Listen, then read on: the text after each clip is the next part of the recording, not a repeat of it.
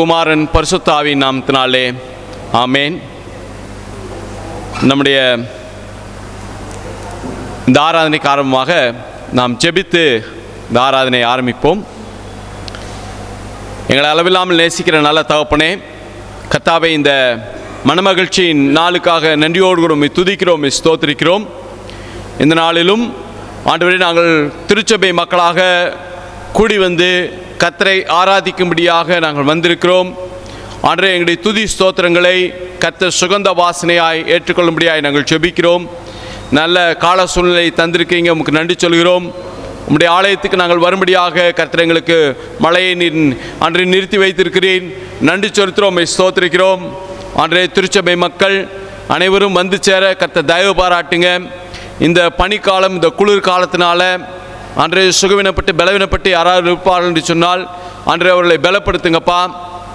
அன்றே அவர்களை தவிர்க்க முடியாத காரணத்தினால் திருச்சபைக்கு வர முடியாமல் இருக்கிற திருச்சபை மக்கள் அத்தனை பேரை நாங்கள் நினைவு கூறுகிறோம். ஆண்டவரே, வர முடியவில்லை என்று சொல்ல அந்த ஏக்கத்தின் மத்தியில் ஆண்டவருடைய பிரசனம் அவர்களோடு கூட தங்கியிருக்க முடியாது நாங்கள் ஜெபிக்கிறோம்.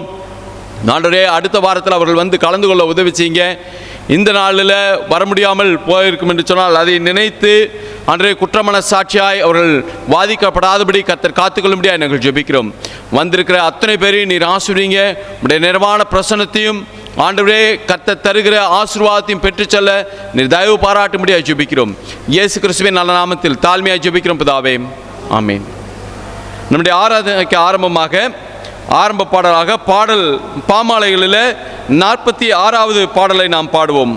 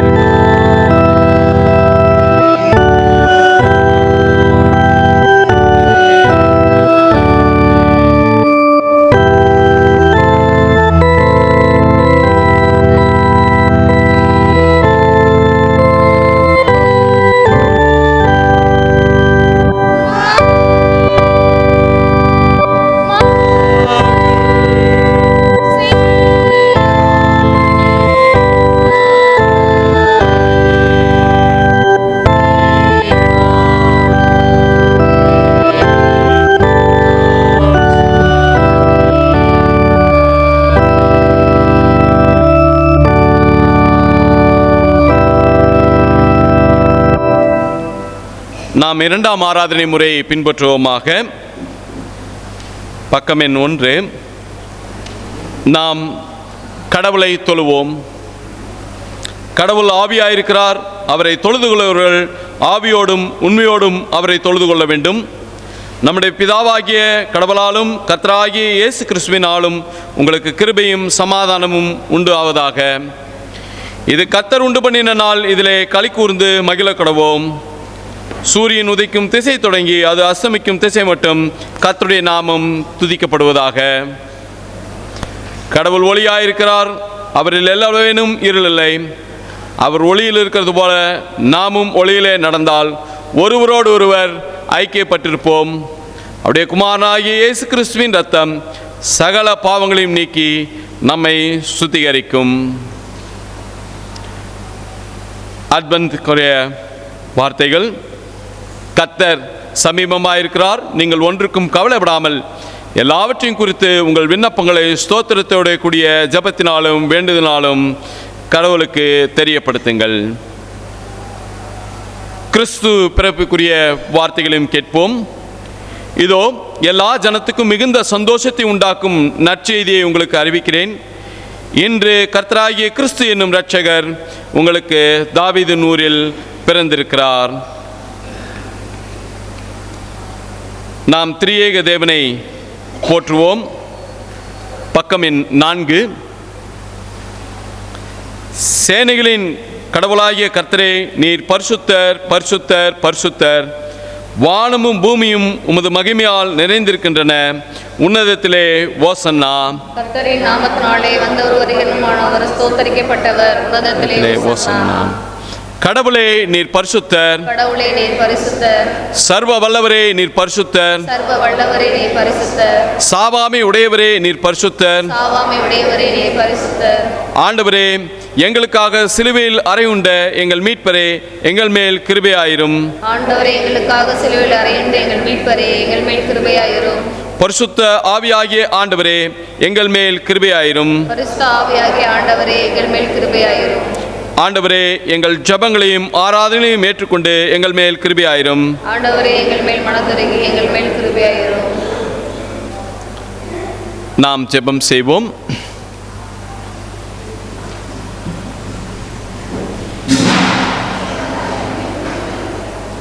எங்கள் தந்தையாம் கடவுளே, உமது வல்லமையாலும் ஞானத்தாலும் எல்லாவற்றையும் படைத்து உமது குமாரனை எங்கள் இரட்சகராக தரும்படி உலகத்தில் அன்பு கூர்ந்தீரே, உம்மை போற்றுகிறோம். குமாரனாம் கடவுளே, பாவத்தை தவிர்த்து எல்லாவற்றிலும் எங்களைப் போல் மனிதனாகி எங்கள் பாவங்களுக்காக ஒப்புக் கொடுக்கப்பட்டு எங்கள் நீதிக்காக உயிர் தெழும்பியவரே, உம்மை போற்றுகிறோம். பரிசுத்த ஆவியானவராகிய கடவுளே, எல்லா உண்மைக்குள்ளும் எங்களை வழி நடத்தி கடவுளின் அன்பை எங்கள் நெஞ்சில் பொழிகிறவரே, உம்மை போற்றுகிறோம். பிதா, குமாரன், பரிசுத்த ஆவியாகிய கடவுளே, உமக்கே எக்காலமும் எல்லா புகழும் மகிமையும் உண்டாவதாக. ஆமேன். நாம் பாவ அறிக்கை செய்வோம். கடந்த காலங்களில்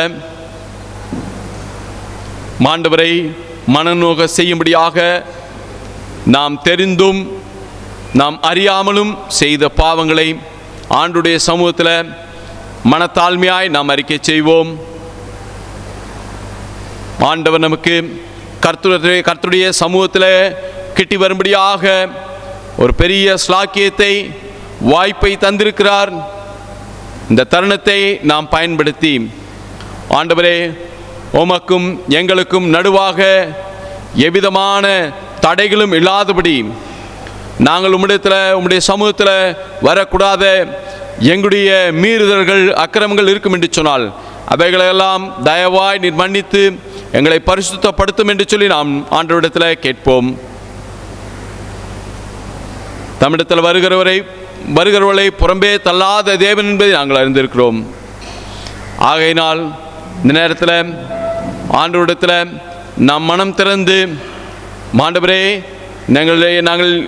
எங்களுடைய மனதை திறந்து உம்முடைய சமூகத்தில் எங்களை நாங்கள் அர்ப்பணிக்கிறோம் என்று சொல்லி நாம் சொல்லுவோம். இவளுக்கு ஆதாரமாக ஒரு சில வேத வசனங்களை நாம் கேட்போம். நமக்கு பாவமில்லை என்போமானால் நம்மை நாமே வஞ்சிக்கிறலாவோம். நமக்குள் உண்மை இல்லை.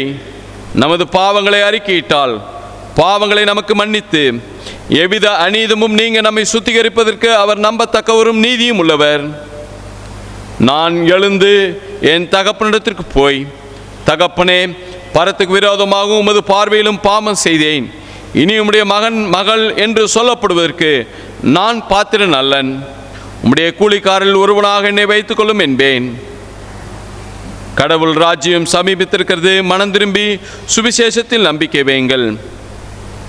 நமது பலவீனங்களுக்காக பரிதவிக்க முடியாத பிரதான ஆசாரியர் நமக்கு இராமல் எல்லா விதத்திலும் நம்மை போல் சோதிக்கப்பட்டும் பாவமில்லாத பிரதான ஆசாரியரே நமக்கு இருக்கிறார்.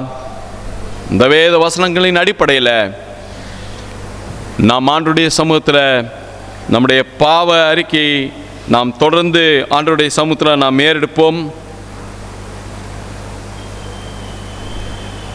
இந்த ஆராதனை முறைமை புஸ்தகத்தில் கொடுக்கப்பட்டிருக்க முதலாவது பாவ அறிக்கை செபத்தை நாம் அனைவரும் சேர்ந்து ஏறெடுப்போம். சர்வ வல்லமையும் மிகுந்த இரக்கமும் உள்ள பிதாவே, தப்பி போன ஆடுகளைப் போல நாங்கள் உம்முடைய வழிகளை விட்டு வழிவு அலைந்து போனோம். எங்கள் இதயத்தின் யோசனைகளுக்கும் விருப்பங்களுக்கும் மிகவும் இணங்கி நடந்தோம். நமது பரிசுத்த கற்பனைகளுக்கு விரோதமாய் குற்றம் செய்தோம். செய்யத்தக்கவைகளை செய்யாமல் செய்யத்தகாதவைகளை செய்து வந்தோம். எங்களுக்கு சுகமே இல்லை. ஆனாலும் ஆண்டவரே, தேவரீர் எங்கள் ஆண்டவராய் இயேசு கிறிஸ்துவின் மூலமாய் மனிதருக்கு அருளை செய்த வாக்குத்தத்தங்களின்படியே நிர்பாக்கியம் உள்ள குற்றவாளிகளாக எங்களுக்கு இறங்கும். தப்புதங்களை அறிக்கையிடுகிற எங்கள் மேல் பொறுமையாயிரும். பாவத்தின் நிமித்தம் துக்கப்படுகிற எங்களை சீர்படுத்தும். மிகவும் இரக்கமுள்ள பிதாவே, உடைய பரிசுத்த நாமத்துக்கு மகிமை உண்டாகும்படி நாங்கள் இனி தேவ பக்தியும் நீதியும் தெளிந்த புத்தியும் உள்ளவர்களாய் நடந்து வர இயேசு கிறிஸ்துவின் நிமித்தம் எங்களுக்கு கிருபை செய்தருளும். ஆமேன்.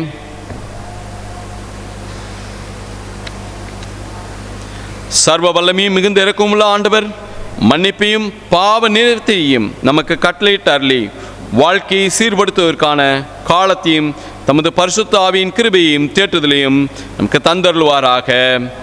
ஆமேன்.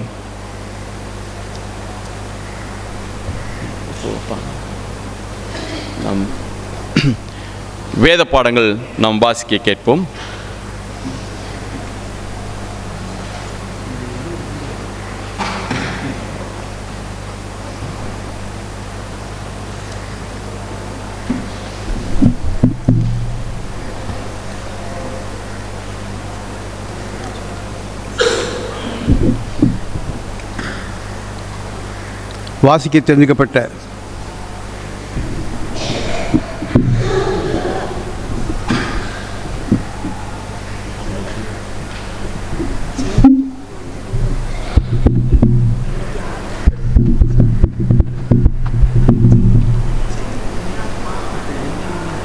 வாசிக்க தெரிஞ்சுக்கப்பட்ட முதலாம் வேத பாடம் யாத்ராகமம் 2ஆம் அதிகாரம் வசனங்கள் 1 முதல் 10 வரை.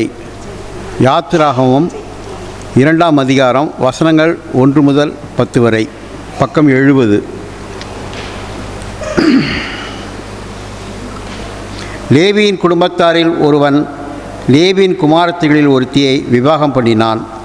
அந்த ஸ்ரீ கர்ப்பவதியாகி ஒரு ஆண் பிள்ளையை பெற்று அது அழகுள்ளது என்று கண்டு அதை 3 மாதம் ஒளித்து வைத்தாள்.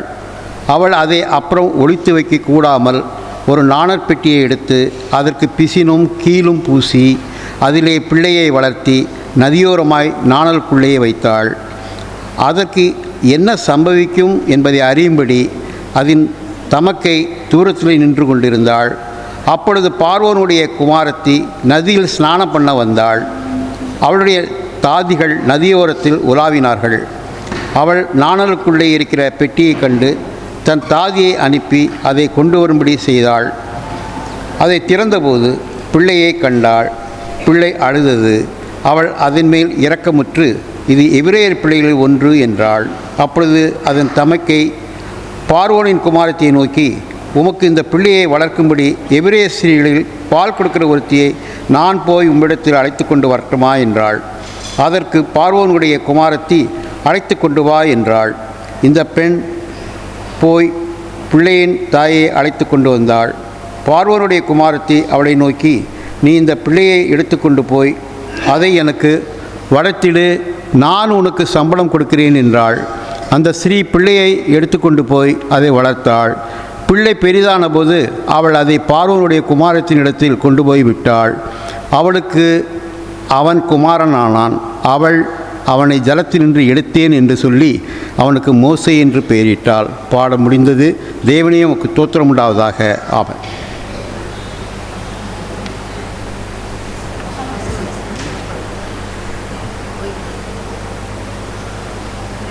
இப்பொழுது ஞாயிறு பள்ளி பிள்ளைகள் மனன வசனம் சொல்வார்கள்.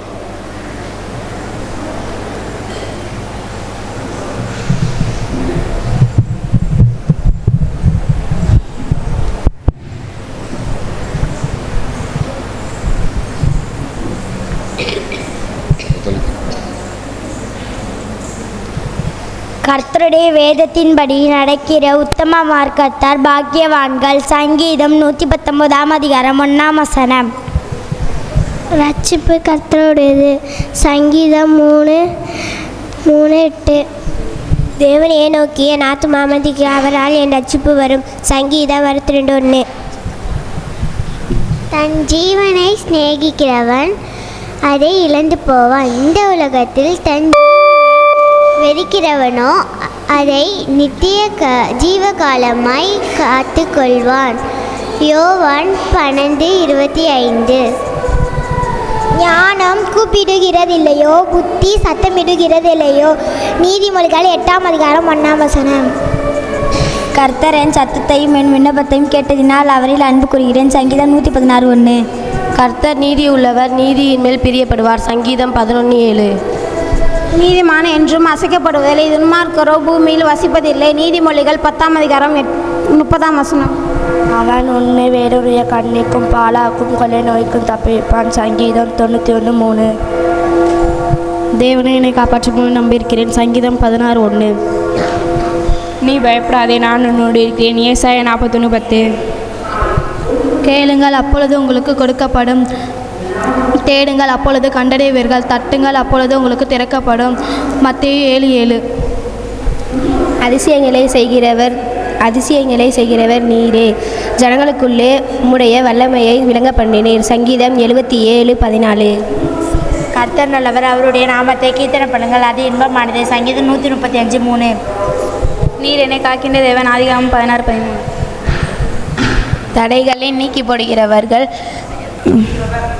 தடைகளை நீக்கி போடுகிறவர்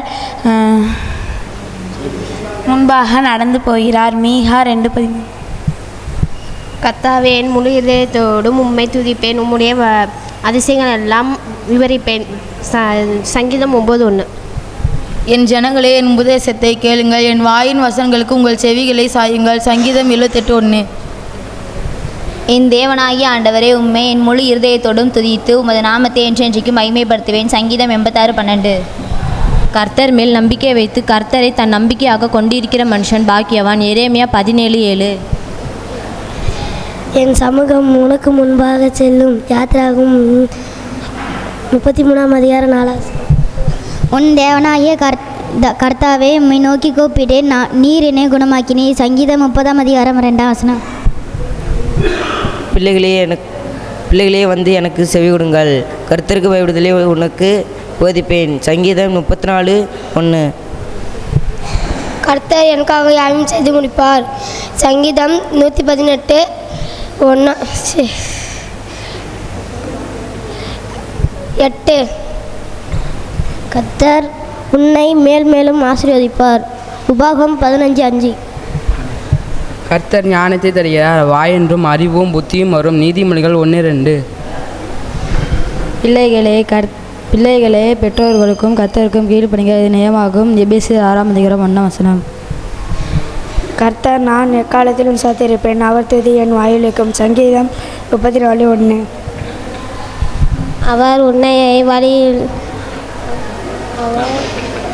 அவர் உன்னையை பாதைகளில் செயல்படுத்துகிறார். நீதிமொழிகள் 3:6. நீங்கள் அவராலே பெற்ற அபிஷேகம் உங்களில் நடத்திருக்கிறது. 1 யோவான் 2 அதிகாரம் 27 வசனம். நான் உங்களை கீர்த்தியும் புகழ்ச்சியுமா வைப்பேன். சப்பனியாய் 3 அதிகாரம் 20 வசனம். அதிலே தேவன் வானத்தையும் பூமியை சிருஷ்டித்தார். ஆதியாகவும் 1:1.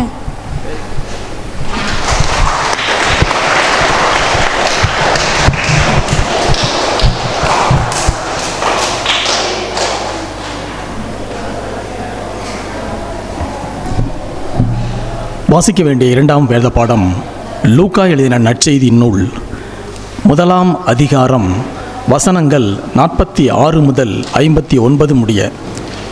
லூக்கா 1ஆம் அதிகாரம் வசனங்கள் 46 முதல் 59 முடிய. புதிய ஏற்பாட்டின் பக்கம் 77. அப்பொழுது மரியாள், என் ஆத்துமா கர்த்தரை மகிமைப்படுத்துகிறது, என் ஆவி என் இரட்சகராகிய தேவனில் களி கூறுகிறது. அவர் தம்முடைய அடிமையின் தாழ்மையை நோக்கி பார்த்தார். இதோ, இது முதல் எல்லா சந்ததிகளும் என்னை பாக்கியவதி என்பார்கள். வல்லமையுடையவர் மகிமையானவைகளை எனக்கு செய்தார். அவருடைய நாமம் பரிசுத்தம் உள்ளது. அவருடைய இரக்கம் அவருக்கு பயந்திருக்கிறவர்களுக்கு தலைமுறை தலைமுறைக்கும் உள்ளது. தம்முடைய புயத்தினாலே பராக்கிரமம் செய்தார். இருதய சிந்தையில் அகந்தையுள்ளவர்களை சிதறடித்தார். பலவான்களை ஆசனங்களிலிருந்து தள்ளி தாழ்மையானவர்களை உயர்த்தினார். பசியுள்ளவர்களை நன்மைகளினால் நிரப்பி ஐஸ்வர்யமுள்ளவர்களை வெறுமையாய் அனுப்பிவிட்டார்.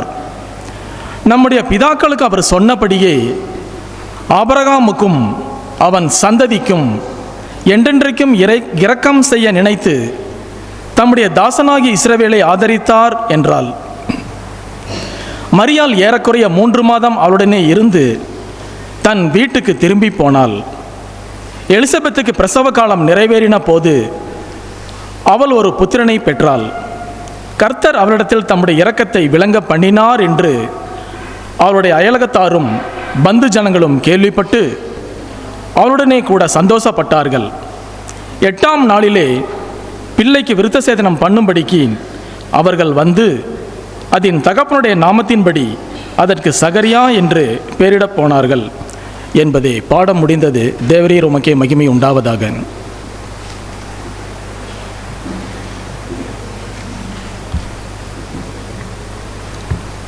அருளுரைக்கு ஆயத்தமாக பாமாலைகளில் 72வது பாடலை நாம் பாடுவோம். பாமாலை எண் 72.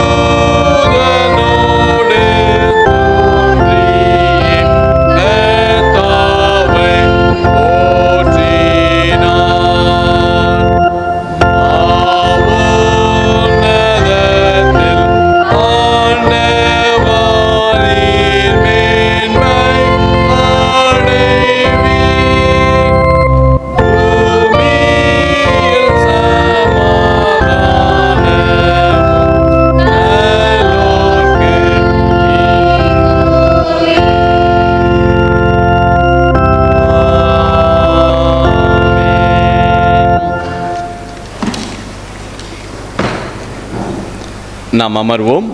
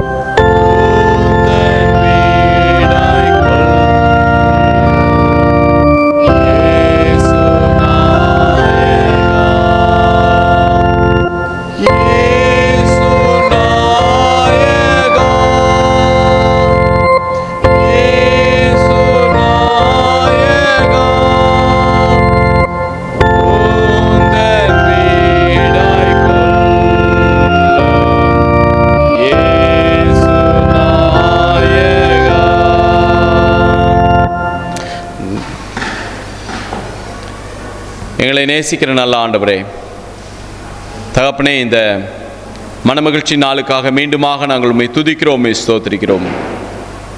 இப்பொழுதுமாக உடைய வேத வசனங்களை நாங்கள் ஆராய்ந்து பார்க்க இருக்கிறோம். கர்த்தர் எங்களோடு கூட இடைப்படும்படியாய் நாங்கள் ஜெபிக்கிறோம். ஆண்டவரே, உடைய வேதத்தின் வெளிச்சத்தில் நாங்கள் உம்மை காணவும், நாங்கள் எங்களை காணவும், உம்மோடு இருக்கிற உறவில் நாங்கள் சரி பண்ண வேண்டிய விஷயங்களை நாங்கள் சரி செய்து கொள்ளவும், உம்மிடத்தில் நெருங்கி ஜீவிக்கவும், கர்த்தர் தருகிற நன்மைகளை பெற்று அனுபவிப்பதற்கும் கர்த்தர் நீ தயவு பாராட்டும்படியாக ஜெபிக்கிறோம். எங்களோடு கூட பேசுங்க. உடைய மெல்லிய சத்தத்தை நாங்கள் கேட்க எங்களுக்கு கிருபை தாங்க. இயேசு கிறிஸ்துவின் நல்ல நாமத்தில் தாழ்மையாக ஜெபிக்கிறோம் பிதாவே, ஆமென். ஆண்டவராய் இயேசு கிறிஸ்துவின் நாமத்தில் உங்கள் யாவருக்கும் என்னுடைய தோத்திரங்களை தெரிவித்துக் கொள்கிறேன். இந்த நாளிலும் உங்களோடு கூட சேர்ந்து கர்த்தரை ஆராதிக்கும்படியாக தேவன் தந்த இந்த ஸ்லாக்கியத்துக்காக அதிகமாய் நான் ஆண்டவருக்கு என்னுடைய உள்ளத்தின் ஆழத்திலிருந்து துதி ஸ்தோத்திரங்களை ஏறெடுத்துக் கொள்கிறேன். அதே நேரத்தில் நம்முடைய மறைமாவட்ட தலைவர் ஐயா சகரியா கிருபாரன் ஐயா அவர்கள் எனக்கு நான் நன்கு அறிவேன். ஐயா நான் தொடர்பு கொண்ட பொழுது, ஐயா இந்த மாதிரி நான் இருங்கலூர் வந்து பல காலங்களாயிருச்சு, எனக்கு வந்து ஒரு வாய்ப்பு தாங்க அப்படின்னு சொல்லி கேட்டேன். சந்தோஷமாக வாங்க தம்பி அப்படின்னு சொல்லி சொன்னாங்க. காலையில் மேட்டு இருங்கலூர்லையும் பிரசங்கிக்க வாய்ப்பளித்தார்கள். இதனாலும் இங்கேயும் கர்த்தருடைய வார்த்தையை பகிர்ந்து கொள்ள ஐயா எனக்கு உதவி செய்திருக்கிறார்கள். ஆகையினால் ஐயாவுக்கு நான் நன்றி சொல்கிறேன். இந்த திருச்சபையினுடைய செயலர், பொருளர், பாஸ்டேட் கமிட்டி அங்கத்தினர் ஒவ்வொருவருக்கும் நன்றியை தெரிவித்துக் கொள்கிறேன். திருச்சபை மக்கள் யாவருக்கும் என்னுடைய நன்றியை நான் தெரிவித்துக் கொள்கிறேன். இந்த ஆராதனைக்கு, இந்த ஆலயத்துக்கு நான் வந்து சில வருடங்கள் ஆகிவிட்டது. ஆனால் நான் மீண்டுமாக இப்படி இங்கே வந்து உங்களை சந்திக்க ஒரு பெரிய வாய்ப்பு. அதனால் நான் ஆண்டவருக்கு நான் நன்றி சொல்கிறேன். இந்த இடத்துல நான் நிற்கும் போது எனக்கு என்னுடைய நினைவுகள் எப்பவுமே பழைய ஒரு நினைவு போகும். அது என்ன நினைவு அப்படின்னு சொன்னால், நான் வந்து பல வருடங்களுக்கு முன்பாக, கிட்டத்தட்ட 10 வருஷம் இல்லை அதுக்கு மேலேயே இருக்கும், 15 வருடங்கள் இருக்கலாம், அதுக்கு முன்பாக வந்து நான் இங்கே விபிஎஸ் எடுக்க வந்திருந்தேன் இருங்கலூரில். நாங்கள் கொஞ்சம் தம்பிமாராக வந்து விபிஎஸ் எடுத்தோம். அப்போ வந்து பழைய சர்ச்சுன்னு, பழைய சபை அப்படின்னு இந்த இடத்துல நின்று பிரசங்கம் பண்ணுறேன். ரொம்ப வேடிக்கையாக இருக்கும். என்னென்னா, ரெவரண்ட் சாமுவேல் ராயன் ஐயர் காலம் அப்படின்னா நீங்கள் வருஷங்களை யோசித்துக்கலாம். ரெவரண்ட் சாமுவேல் ராயன் ஐயா இங்கே இருந்த காலகட்டங்கள். இந்த இடத்துல நின்று பிரசங்கம் பண்ணுறேன். இங்கே கருப்பெரும்பு ஓடுது. கருப்பெரும்பு ஓடி எனக்கா காலுக்குள்ளார சுறுசுறுன்னு எனக்கு ரொம்ப தர்ம சங்கடமான இது. நின்று பிரசங்கம் பண்ணிக்கிட்டு இருக்கிறேன், கருப்பெரும்பு உள்ளே ஓடுது. குனிஞ்சு ஒன்றுமும் பண்ண முடியாது. எல்லாம் முடிச்சுட்டு, பிரசங்கெல்லாம் முடிச்சுட்டு அப்புறமா ஐயாட்ட சொன்னேன், ஐயா இப்படி ஒரு இது அப்படின்னேன். அவனே அவர் சொன்னார், அட என்ன நீங்கள் சமாளிக்க தெரியாமல் இருக்கிறீங்க, அல்லேலூயா அல்லேலூயான்னு 2 குதிச்சிருக்க வேண்டியது தானே அப்படின்னு சொல்லி சொன்னார். அப்படி அவிதமாக என்னுடைய இங்கே வந்து வந்த நினைவுகள். விடுமுறை வேதாகம் பள்ளி நான் நடத்தியிருக்கிறேன். அப்போ இருந்த இவங்களாம் மாறி போயாச்சு. நான் வந்த இதுலேயும் சில வருடங்களுக்கு முன்பாக 4 வருடங்கள் இருக்கும் என்று சொல்லி நான் நினைக்கிறேன். 3 வருடங்களோ 4 வருடங்களோ இருக்கும். அப்போ வந்து பார்த்த யங் பீப்புளும் வாலிப பிள்ளைகளும் மாறி போய்விட்டார்கள். நான் வந்து யூத் ஃபார் கிரைஸ்ட் கிறிஸ்துவுக்கு வாலிபர் என்ற ஸ்தாபனத்திலிருந்து வருகிறேன். இந்த ஸ்தாபனம் வந்து 1947 கல்கட்டாவில் டைகர் சினிமா என்கிற அந்த சினிமா ட்ரையலை வைத்து அன்றைக்கு அந்த சினிமாவை பார்க்க வந்த நபர்களுக்கு காட்சி ரத்து செய்துவிட்டு 4 வாலிபர்கள் அங்கு ஒரு இன்னிசை நிகழ்ச்சி நடத்தி கர்த்தருடைய வார்த்தையை அங்கு சொன்னார்கள். அநேகர் ஆண்டவரை ஏற்றுக்கொண்டார்கள். அதில் அநேகர் வந்து கிறிஸ்துவுக்கு தங்களை அர்ப்பணித்தார்கள், ஊழியத்துக்கு என்று அர்ப்பணித்தார்கள். அப்படி வரும்பொழுது இந்த மூமெண்ட்டுக்கு ஒரு பேர் வைக்க வேண்டும் என்று சொல்லும் பொழுதுதான் யூத் ஃபார் கிரைஸ்ட் கிறிஸ்துவுக்கு வாலிபர் என்று சொல்லி அதற்கு பெயரிட்டார்கள். பின்பதாக அந்த ஏற்கனவே அகில உலக லெவலில் இன்டர்நேஷ்னல் லெவலில் யூத் ஃபார் கிரைஸ்ட் என்ற ஆர்கனைசேஷன் ஒன்று இருக்கிறது என்று சொல்லி கேள்விப்படும் பொழுது இங்கே இந்தியாவில் அவங்க யூத் ஃபார் கிரைஸ்ட் இன்டர்நேஷ்னல் அவங்களும் இந்தியாவில் ஆரம்பிக்கணும்னு சொல்லும்போது இப்படி ஆரம்பிக்கப்பட்டிருக்கு. அவர்களே விதமாக பேர் வைத்திருக்காங்க. யூத் ஃபார் கிரைஸ்டோட இன்டர்நேஷ்னல் YFCயோடு மர்ஜ் ஆயிருச்சு, இணைத்து கொண்டார்கள். விதமாக தான் உங்களில் பலருக்கு ஒருவேளை ஞாபகம் இருக்கலாம், விக்டர் மனோகரம் அப்படின்னு சொல்லக்கூடிய அங்கிள். அவர் வந்து இங்கே வந்து தேசிய நிர்வாக இயக்குனராக இருந்தார்.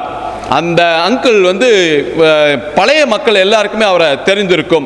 சொன்னால் அவ்வளோ அற்புதமான ஒரு தேவ செய்தியாளர், நல்ல செய்தி கொடுப்பாரு அந்த அங்கிள். நான் கேட்டிருக்கேன், அந்த அங்கிளுடைய பிரசங்கம் பண்ணி நான் கேட்டிருக்கேன். அதற்கு பின்பாக பிரபாரன் ஜார்ஜின்னு ஒரு அண்ணன் வந்தாங்க, அப்புறம் விஜய் தங்கி அண்ணன் வந்தாங்க.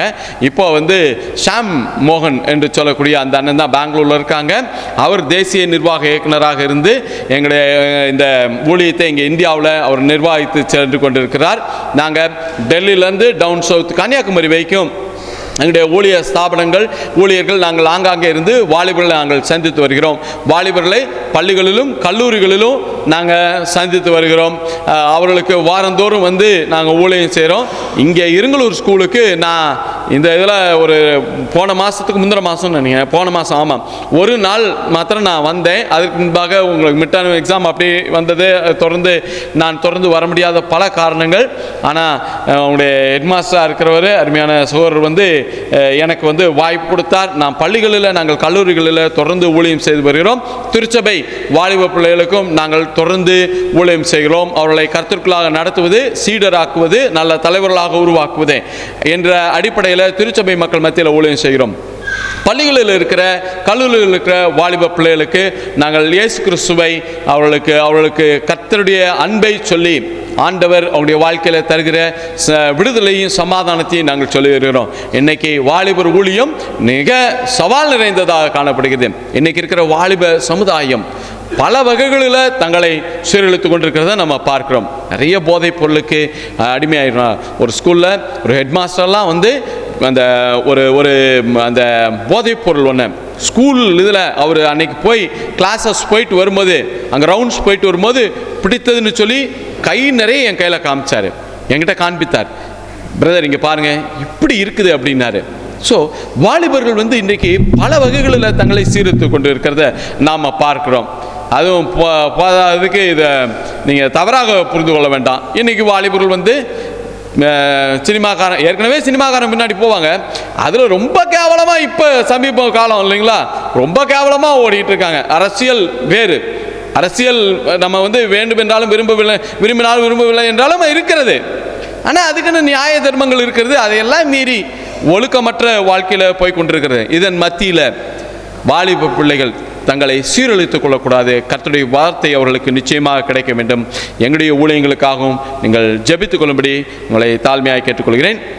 என்னோடு கூட அண்ணன் வந்திருக்காங்க, சால்ஸ் அண்ணன் வந்து என் கூட இணைந்து பணியாற்றி கொண்டிருக்கிறார்கள். இந்த நாள் நமக்கு வந்து நம்ம கிறிஸ்மஸ் சீசனுக்குள்ளார் நம்ம வந்துட்டோம். அட்வென்ட் ஆரம்பித்திருக்கிறது. அட்வென்ட்டுடைய 4 வாரங்கள் விதமாக செல்லும். அதை ஒவ்வொரு வாரமும் நமக்கு ஒவ்வொரு தலைப்புகள் நமக்கு பொதுவாகவே தென்னிந்திய திருச்சபை நாம் சிந்திக்கும்படியாக நமக்கு தலைப்புகளை கொடுப்பார்கள். அந்த தலைப்புகளின் அடிப்படையில் வேத வசனங்கள், நமக்கு வேத பாடங்கள் இருக்கும். அந்த வேத பாடங்களின் அடிப்படையில் கர்த்தருடைய வார்த்தையை நாம் ஆராய்ந்து பார்ப்போம். அவ்விதமாக இன்றைக்கு நமக்கு கொடுக்கப்பட்டிருக்கிற தலைப்பு என்று என்னவென்று சொன்னால், கடவுளின் அருள் தாழ் நிலையில் இருப்போரின் நம்பிக்கை. கடவுளின் அருள், ஆண்டவருடைய கிருபை தாழ் நிலையில் இருப்போரின் நம்பிக்கை என்று சொல்லி அவிதமாக அங்கே தலைப்பு கொடுக்கப்பட்டிருக்கிறத நாம் பார்க்கிறோம். இந்த ஆண்டவருடைய அருள், ஆண்டவருடைய கிருபை என்று சொல்லுவோம் என்று சொன்னால், ஆண்டவருடைய கிருபையை பற்றி நமக்கு நிச்சயமாக இந்த வார்த்தை ரொம்ப பரிச்சயமானது. கிறிஸ்தவ வட்டாரங்களில் திருச்சபைக்கு வருகிற வாலிப பிள்ளைகள் இல்லைங்களா, நீங்கள் பிற நம்பிக்கையிலேருந்து ஹாஸ்டலில் வந்து நீங்கள் தங்கி படிக்கிறீங்க, ஆனால் தொடர்ந்து இங்கே திருச்சபைக்கு வருகிறதுனால இந்த வார்த்தை கிருபை என்கிற வார்த்தை நமக்கு நிச்சயமாகவே பரிச்சயமானது. இந்த கிருபை அப்படின்றது வந்து பொதுவாகவே நமக்கு கிறிஸ்தவ இதிலிருந்து நம்முடைய புரிந்து கொள்ளுதல், கிருபையை பற்றி நம்முடைய புரிந்து கொள்ளுதல் என்னவென்று சொன்னால், தகுதி இல்லாதவர்களுக்கு பாராட்டுகிற இரக்கம், ஈவு என்பதுதான் கிருபை என்று சொல்லி நாம பார்க்கிறோம்.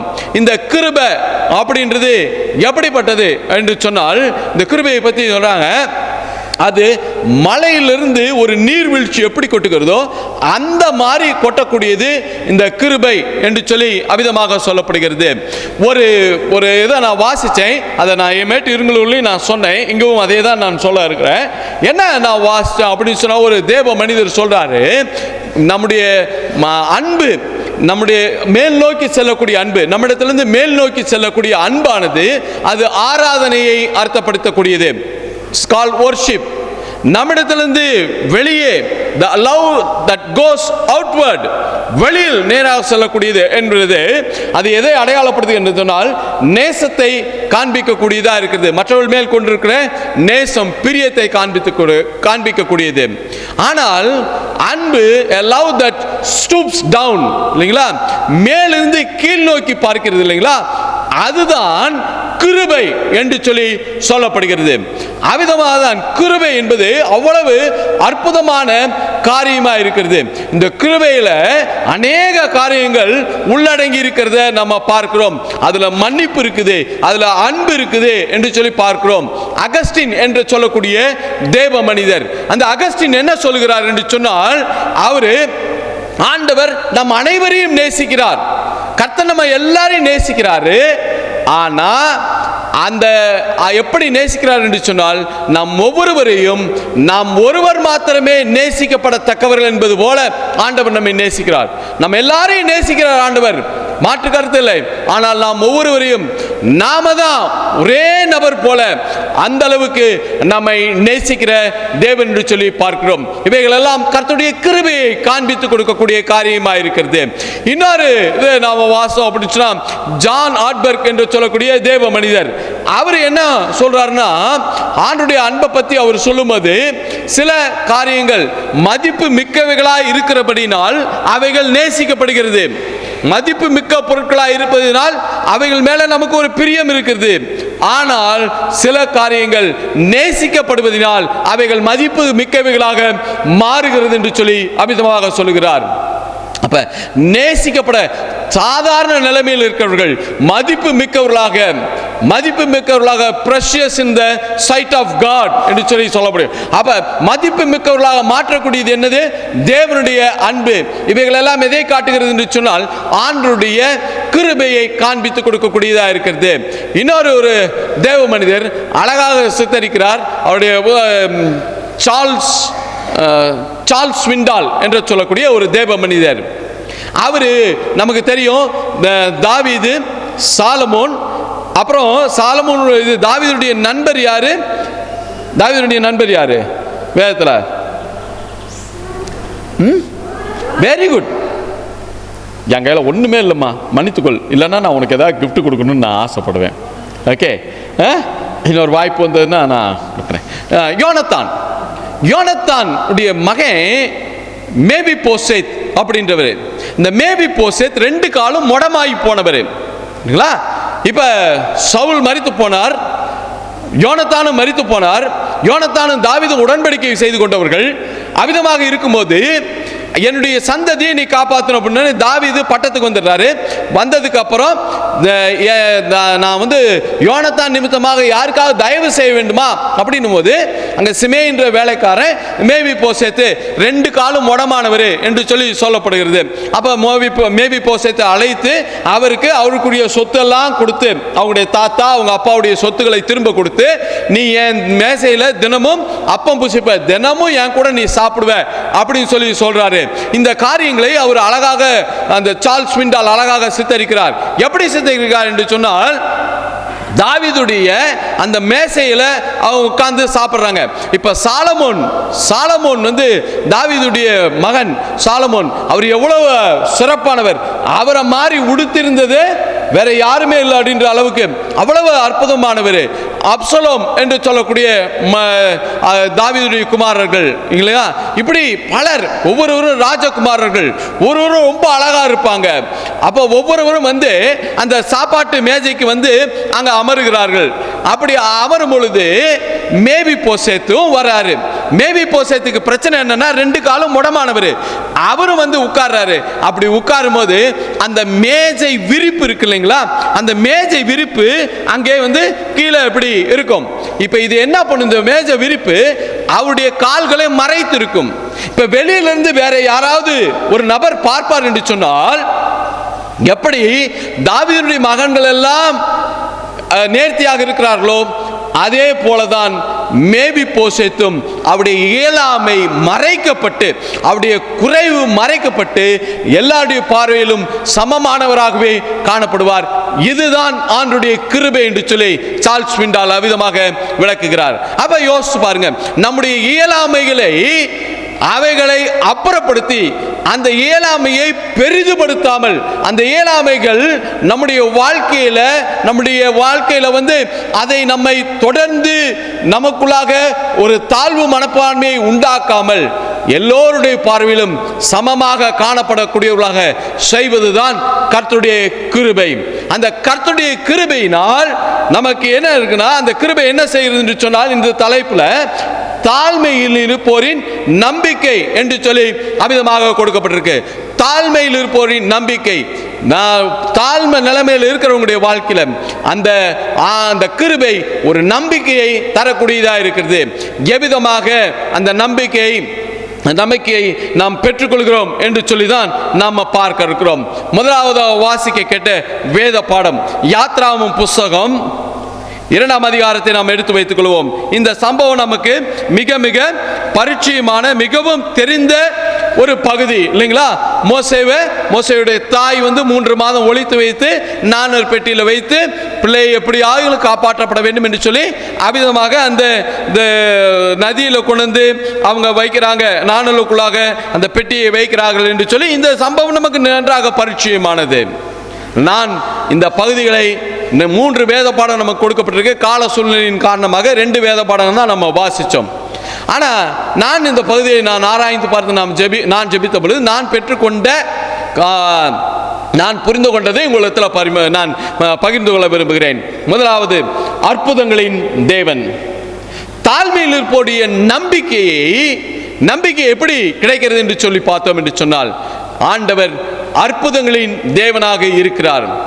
ஆகையினால என்னுடைய நம்பிக்கை என்ன ஆகாது, வீண் போகவே செய்யாது. என்னுடைய நம்பிக்கை ஒரு நாளும் கெட்டழிந்து போகவே செய்யாது. ஏன் என்று சொன்னால், நம்முடைய வாழ்க்கையில ஆண்டவர் அற்புதங்களை செய்யக்கூடிய தேவனாக இருக்கிறார். நம்முடைய வாழ்க்கையில கர்த்தர் அற்புதங்களை செய்து கொண்டே இருக்கிறார். பல அற்புதங்களை நாம் உணர்வது கிடையாது, பல அற்புதங்களை நாம் புரிந்து கொள்ளாமலும் போகிறோம். ஆனால் கர்த்தர் அற்புதங்களை செய்து கொண்டே இருக்கிற தேவன் என்று சொல்லி வேதம் சொல்கிறது. நாமும் அதை அறிந்திருக்கிறோம். அப்ப அற்புதங்களை செய்யக்கூடிய தேவன்.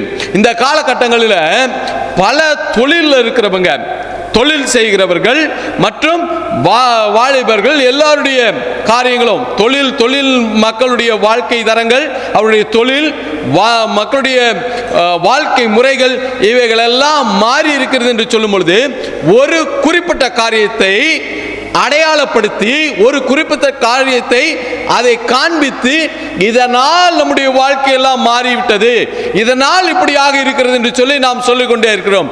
அது என்னவென்று சொன்னால் கொரோனா இல்லைங்களா. சின்ன பசங்களுக்கு அது ஞாபகம் இருக்கா என்னன்னு சொல்லி தெரியல. கொரோனா அப்படின்றது ஞாபகம், ஆனால் நம்ம எல்லாருக்குமே தெரியும். ஏன் இன்றைக்கு வாலிபர்கள் விதமாக இருக்கிறார்கள்? ஏன் இன்னைக்கு பள்ளிகளில் பிள்ளைகளுடைய படிப்பு நிலைமைகள், அவருடைய கல்வி நிலைமை, அவர்களுடைய கல்வி கற்கும் முறைகளிலிருந்து, கல்வி கற்றுக்கொள்கிற முறைகளிலிருந்து எல்லாவற்றிலுமே மாற்றமாக இருக்கிறது. பிள்ளைகளுடைய மனநிலைமைகள் ஏன் மாறி இருக்கிறது என்று சொன்னால், கொரோனா காலத்துக்கு அப்புறம் எல்லாமே மாறி போயிருச்சு.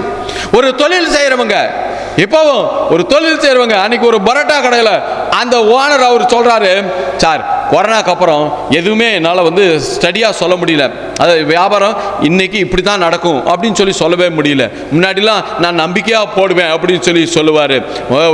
ஒரு குருவானவர் ஐயா ஒரு வேடிக்கையாக ஒரு காரியத்தை சொன்னார். விசுவாசம் அப்படின்றது யார்கிட்ட ரொம்ப பார்க்கணுன்னா இந்த பரோட்டா கடைக்காரங்களுக்கு தான் பார்க்கணும் அப்படின்னாரு.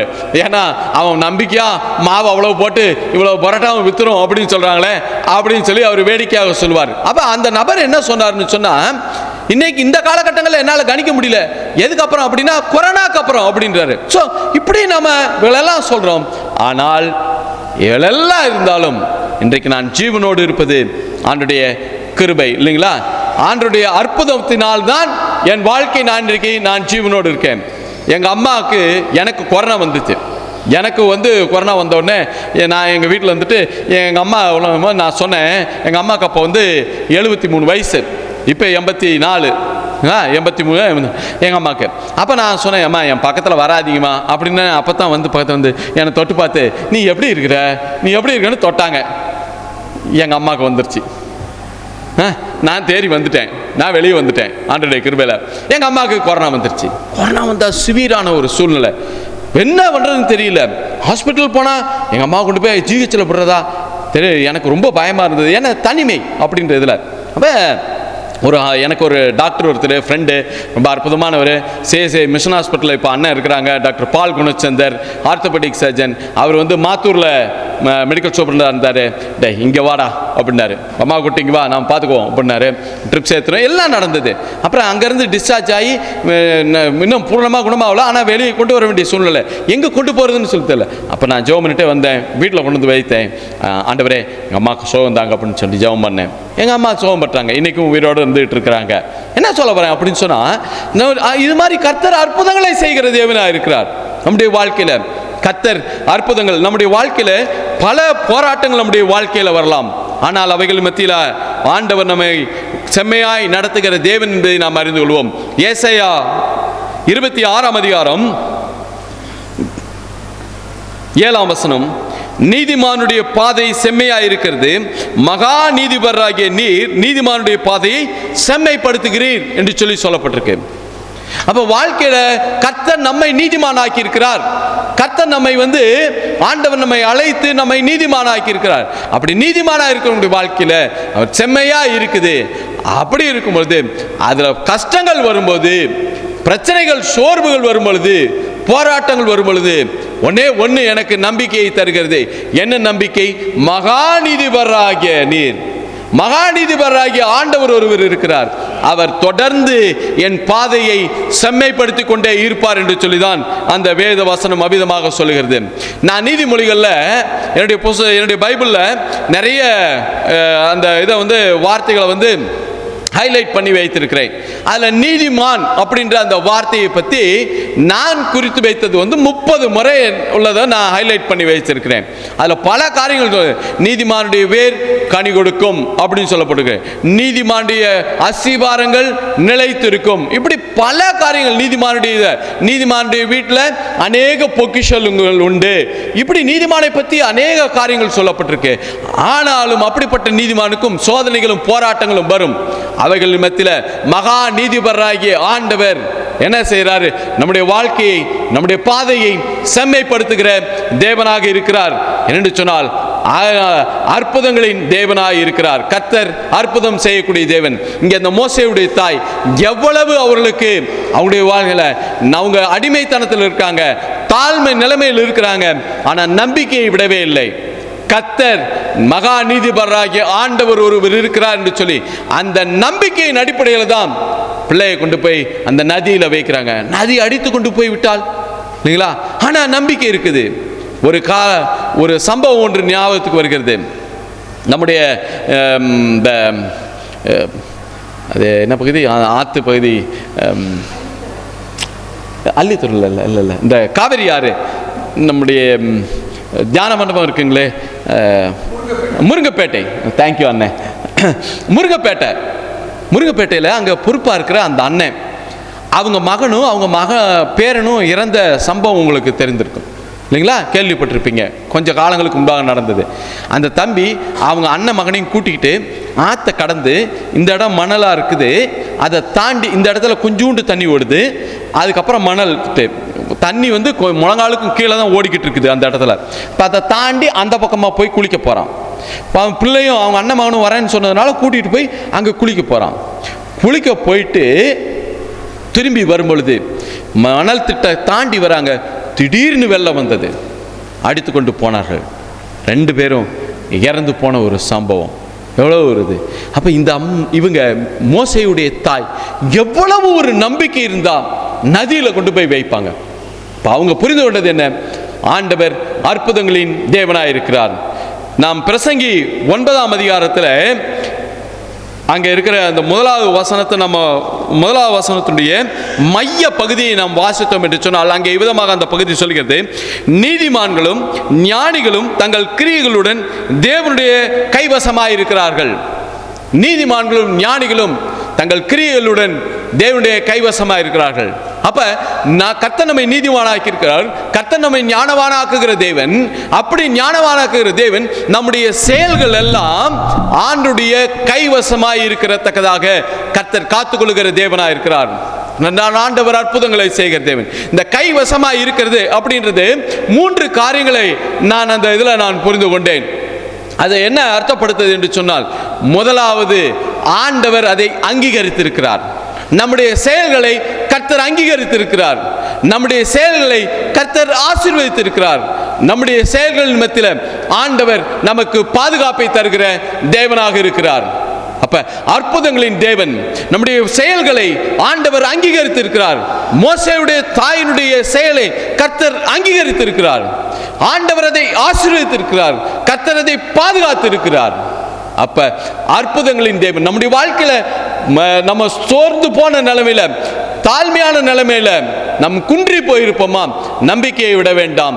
ஏனென்று சொன்னால் கர்த்தர் அற்புதங்களின் தேவனாக இருக்கிறார். இந்த அற்புதங்களை ஆண்டவர் நமக்கு நம்முடைய வாழ்க்கையில எல்லா சூழ்நிலைகளும் அற்புதங்களை செய்யக்கூடிய தேவனாக இருக்கிறார். இப்போ வேத வசனத்தை நாம் வாசிக்கும் பொழுது, தியானிக்கும் பொழுது, ஆண்டவர் அற்புதங்களின் தேவன் என்பதை அறிவை தருந்து அதை அறிந்து கொள்ள உதவி செய்கிறார். அந்த வேத வாசனங்களை அறிந்து கொள்ளத்தக்கதான அறிவை தருகிறார். அறிவை தந்து அற்புதங்களை அனுபவிக்க உதவி செய்யக்கூடிய தேவனாக இருக்கிறார். 2ஆம் வேத பாடமாக, அதாவது நாம் வாசிக்க காலம் இல்லாமல் விட்ட ஒரு வேத பாடம், அது 2 தெசலோனிக்கேயர் 2ஆம் அதிகாரத்தை நாம் எடுத்து கொள்வோம் என்று சொன்னால், அங்கே 13ஆம் வசனத்திலிருந்து 17ஆம் வசனம் உள்ள பகுதி நமக்கு இன்றைக்கு கொடுக்கப்பட்டிருக்கு. இந்த பகுதி நமக்கு என்ன சொல்லிக் கொடுக்கிறது என்று சொன்னால், இங்கே நான் கடைசியான ஒரு வசனத்தை வாசிக்கிறேன். நம்முடைய கர்த்தராகிய இயேசு கிறிஸ்துவும் நம்மிடத்தில் அன்பு கூர்ந்து நித்திய ஆறுதலையும் நல் நம்பிக்கையும் கிருபையாய் நமக்கு கொடுத்திருக்கிற நம்முடைய பிதாவாகிய தேவனும் உங்கள் இருதயங்களை தேற்றி எல்லா நல் வசனத்தினாலும் நற்கிரியிலும் உங்களை ஸ்திரப்படுத்துவாராக என்று சொல்லி போட்டிருக்கேன். 2ஆவதாக ஆறுதலின் தேவனாக இருக்கிறார். தாழ்மையில் இருப்பவருடைய நம்பிக்கை, எவ்விதமாக அந்த நம்பிக்கையை நாம் பெற்றுக்கொள்கிறோம்? ஆண்டவர் சகல ஆறுதலின் தேவனாக இருக்கிறார் என்று சொல்லி வேதம் சொல்கிறது. அப்ப ஆறுதலை தருகிற தேவன் என்பதை இந்த வேத வசனங்களில் நாம் பார்க்க முடியும். இங்கே நாம் பார்க்கிறோம் 13ஆம் வசனத்தில், கர்த்தருக்கு பிரியமான சகோதரரே, நீங்கள் ஆவியினாலே பரிசுத்தமாக்கப்படுவோம் அப்படின்னு சொல்லி சொல்றாரு. நீங்கள் நம்முடைய கர்த்தராகிய இயேசு கிறிஸ்துவின் மகிமையை அடையும் பொருட்டாக என்று 14ஆம் வசனத்தில், 16ஆம் வசனத்தில் நம்முடைய கர்த்தராகிய இயேசு கிறிஸ்துவும் நம்மிடத்தில் அன்பு கூர்ந்த பிதாவும் என்று சொல்லி அவிதமாக சொல்லப்படுகிறது. அப்ப ஆண்டவர் நம்முடைய வாழ்க்கையில ஆறுதலை தருகிற தேவனாக இருக்கிறார். நம்முடைய வாழ்க்கையில பிரச்சனைகள், போராட்டங்கள் வரலாம், ஆனா ஆண்டவர் நமக்கு ஆறுதலை தருகிற தேவனாக இருக்கிறார் என்று சொல்லி நாம் அறிந்து கொள்கிறோம். ஆறுதல் அதாவது எங்களுடைய யூத் ஆர்கனைசேஷன்ல நேஷனல் டைரக்டராக இருந்த, ஸ்ரீலங்கா நேஷனல் டைரக்டராக இருந்த அந்த அங்கிள் என்ன சொல்றாங்கன்னா, ஆனந்தம் தான் சிலுவையை மதிப்புக்குள்ளாக்குகிறது என்று சொல்கிறார். ஏனென்று சொன்னால், சிலுவையை தாங்கக்கூடிய பலன் தருவது ஆனந்தம் என்று சொல்கிறார். ஆனந்தம் தான் சிலுவையை மதிப்புக்குள்ளாக்குகிறது. ஏனால் சிலுவையை தாங்கக்கூடிய பலனை தருவது ஆனந்தமாக இருக்குது என்று சொல்லி அவிதமாக சொல்லப்படுவதை நாம் பார்க்கிறோம். அவர் நம்ம வாழ்க்கையில் இந்த ஆறுதலின் தேவன், ஆறுதலை பற்றி நாம் பார்ப்போம் என்று சொன்னால் 2 கொரிந்தியர் 1ஆம் அதிகாரத்தில் 3ஆம் வசனத்திலிருந்து 11ஆம் வசனம் வரைக்கும் உள்ள வேத பகுதியை நாம் வாசித்து பார்ப்போம் என்று சொன்னால், அங்கே பவுல் ஆறுதல் ஆறுதல் ஆறுதல் என்று சொல்கிறார். இந்த 3ஆம் வசனத்திலிருந்து 11ஆம் வரைக்கும் உள்ள வசனத்தில் நாம் படிக்கும் பொழுது 10 முறை ஆறுதலை பற்றி அவர் அங்கே சொல்லியிருக்கிறார். இந்த ஆறுதல் அப்படின்றது ஏதோ அனுதாபம் கிடையாது, ஐயோ பாவம்னு சொல்லுவது கிடையாது. ஆனால் இந்த ஆறுதல் என்பது ஆண்டவனுடைய பிரச்சனைகளில் நம்ம கூட இருந்து நமக்கு பலன் தருவதற்கும் நம்முடைய அதை சந்திப்பதற்கு உண்டான அந்த ஆற்றலையும் கர்த்தர் தருகிற தேவனாக இருக்கிறார் என்று சொல்லி நாம் பார்க்கிறோம். அப்ப ஆறுதலை தருகிற தேவன் என்று சொல்லி நாம் புரிந்து கொள்கிறோம். இந்த ஆறுதல் என்ற வார்த்தை கம்ஃபர்ட் என்று சொல்லக்கூடிய ஆங்கிலத்தில் கம்ஃபர்ட் என்று வார்த்தை உண்டு. இந்த கம்ஃபர்ட் என்ற வார்த்தை 2 லத்தீன் மொழிகளிலிருந்து வந்த வார்த்தை தான் இந்த கம்ஃபர்ட் என்று சொல்லப்படுகிறது. அதனுடைய அர்த்தம் என்னவென்று சொல்லி பார்ப்போம் என்று சொன்னால், வித் ஸ்ட்ரென்த். ஒரு வார்த்தையினுடைய அர்த்தம் வித் ஸ்ட்ரென்த் தான். 2ஆம் வார்த்தையினுடைய அர்த்தம் என்னவென்று சொன்னால், to come alongside to help. ஒன்று பலப்படுத்துவது, வித் ஸ்ட்ரென்த், பலனோடு கூட ஆண்டவர் இருப்பது, ஆண்டவர் நமக்கு பலனை கொடுப்பது. 2வது டு கம் அலாங் சைட், நம்மோடு கூட வந்து நமக்கு உதவி செய்வது. இந்த 2 வார்த்தையினுடைய அர்த்தத்தை அடக்கியது தான் கம்ஃபர்ட் என்கிற அந்த வார்த்தை. அப்ப ஆண்டவர் ஆறுதலின் தேவனாக ஆண்டவர் நம்மோடு கூட இருக்கிறார் என்று சொல்லி நாம் புரிந்து கொள்வோம். ஆண்டவர் ஆறுதலை தருகிறார். என்னுடைய மனநலவை எப்படி இருக்கோ அதை இருக்கிற வண்ணமாக புரிந்து கொள்கிற தேவன் ஒருவர் என்று சொன்னால் அவர் கர்த்தர் மாத்திரம்தான். நான் மற்றவங்கள்ட்ட நம்ம ஷேர் பண்ணலாம், புரிந்து கொள்வார்கள். ஆனால் இருக்கிற வண்ணமாகவே புரிந்து கொள்கிறவர் ஆண்டவர் ஒருவராக இருக்கிறார். ஆகையினால ஆறுதலின் தேவனாக நம்முடைய வாழ்க்கையில் இருக்கிறார். இந்த ஆறுதலின் தேவன் அப்படின்றத, இந்த ஆறுதலுடைய காரியத்தை என்ன புரிகிறோம்னா, எதை காட்டுதுன்னா அன்பின் நெருக்கத்தை காட்டுகிறது. ஆண்டவர் நம்மோடு இருக்கிற அந்த நெருக்கம், அன்பின் நெருக்கத்தை அதை காட்டுகிறதாக காணப்படக்கூடியதாக இருக்கிறது. 3ஆவதாக நாம் வாசிக்க கேட்ட லூக்கா எழுதின சுவிசேஷம் 1ஆம் அதிகாரம் 46ஆம் வசனத்திலிருந்து 56ஆம் வசனம் வரைக்கும் உள்ள அந்த வேத பகுதி, இது மரியாளின் கீதம் என்று சொல்லி சொல்லப்படுகிறது. அதிகமாக இந்த கிறிஸ்துமஸ் காலங்களில் நாம் இந்த வேத வசனங்களை நாம் வாசிப்போம். மரியாளின் கீதம், இதை நான் புரிந்து கொண்டது என்னன்னா, ஆர்ப்பரிப்புக்குரிய தேவனாக இருக்கிறார். அதாவது நான் அதை வார்த்தைக்காக விதமாக எழுதினேன்.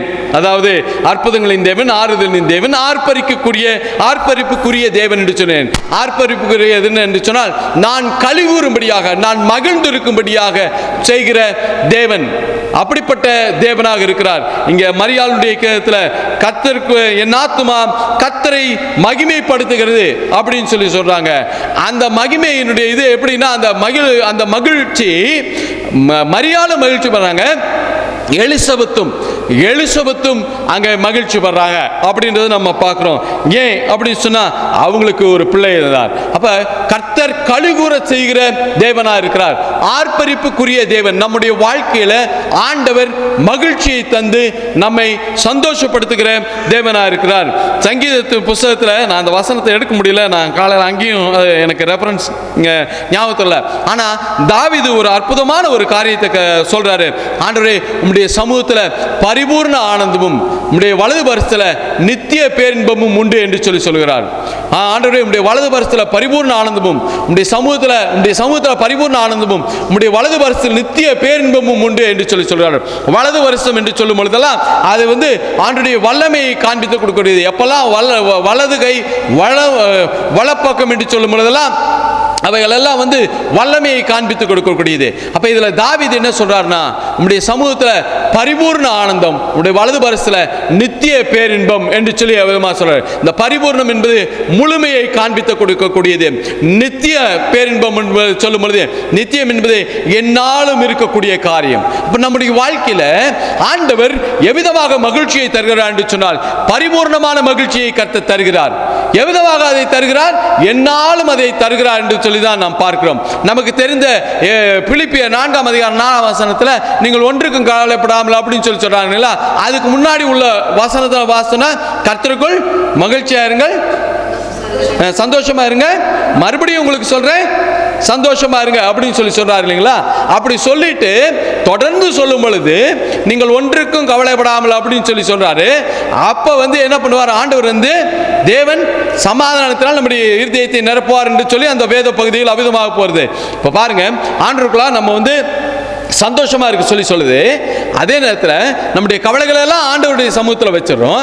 வச்ச உடனே அந்த மகிழ்ச்சியை திரும்பவுமாக நான் பெற்றுக்கொள்வதற்கு உதவி செய்யக்கூடியது என்ன அப்படின்னு சொன்னா ஆண்டவர் தருகிற சமாதானம். அப்ப நீ ஆண்டவருடைய சமாதானம் என் உள்ளத்தை நிரப்பும் என்று சொன்னால், என்னுடைய எல்லா தாழ் நிலைமைகளிலும் என்னுடைய எல்லா இயலாமைகளிலும் நான் ஒன்று செய்வேன், கர்த்தரை நான் பாடி நான் மகிழ்வேன். ஏன் என்று சொன்னால், ஆண்டவர் இந்த பொருள் அல்ல, இந்த பொருளை கொடுக்கக்கூடிய தேவன் என்னோடு கூட இருக்கிறார். என்னுடைய ஆசீர்வாதங்களை கொடுக்கக்கூடிய தேவன் என்னோடு கூட இருக்கிறார் என்ற அந்த நம்பிக்கை, கர்த்தர் அவருடைய வார்த்தையில உண்மையுள்ளவராக இருக்கிறார். இவையெல்லாம் உங்களுக்கு கூட கொடுக்கப்பட்ட ஒரு வாக்குத்தத்தம் பண்ணி இருக்கிறார். ஆகையினால நான் ஆண்டவருக்குள்ளாக நான் மகிழ்ந்து களி கூற முடியும். என்னுடைய வாழ்க்கையில தாழ் நிலைமையில் இருக்கும் பொழுது கர்த்தர் விதமாக மாண்டவருடைய வாழ்க்கையில நம்பிக்கையை நான் பெற்றுக்கொள்வதற்கு மாண்டவர் அற்புதங்களின் தேவனாக இருக்கிறார். அது நம்முடைய வாழ்க்கையில ஆண்டவர் செய்கிற மிகப்பெரிய காரியம். இரண்டாவது, ஆறுதலின் தேவன். ஆண்டவர் ஆர்ப்பரிப்புக்குரிய தேவனாய் இருந்து கர்த்தர் நம்மை தொடர்ந்து அவர்களில் நிலைத்திருக்க கர்த்தர் நமக்கு தயவு தருகிறார். ஆண்டவர் தாமே இந்த வார்த்தைகளை ஆசீர்வதிப்பாராக. ஆமென். ஒரே ஒரு காரியத்தை நான் சொல்ல விரும்புகிறேன். யூத் ஃபார் கிரைஸ்ட்லேருந்து நாங்கள் மேகசின் போட்டுட்ருக்கோம். ஒரு 25 மேகசின் நாங்கள் கொண்டு வந்துருக்கிறோம். பிள்ளைகளுக்கு ஹாஸ்டல் பிள்ளைகளுக்கு கொஞ்சம் கொடுப்போம். நீங்கள் உங்களுக்குள்ளாக நீங்கள் படித்து முடித்து மற்றவர்களுக்கு கொடுக்கலாம் இல்லைங்களா? சின்ன மேகசின் தான். இது மாதிரி திருச்சபை மக்களும் எடுத்துகிட்டு போங்க, திருச்சபை வாலிப பிள்ளைகளும் அதை பெற்றுக்கொண்டு செல்லுங்கள்.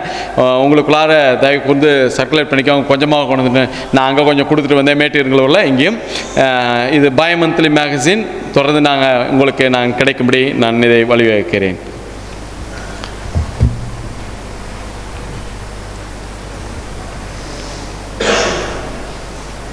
ஆண்டுடைய வார்த்தையை கேட்ட நாம் நம்முடைய விசுவாசத்தை உறுதிப்படுத்தும் வண்ணமாக அப்போஸ்தல விசுவாச பிரமாணத்தின் வாயிலாக நம்முடைய விசுவாசத்தை நாம் அறிக்கை செய்வோம்.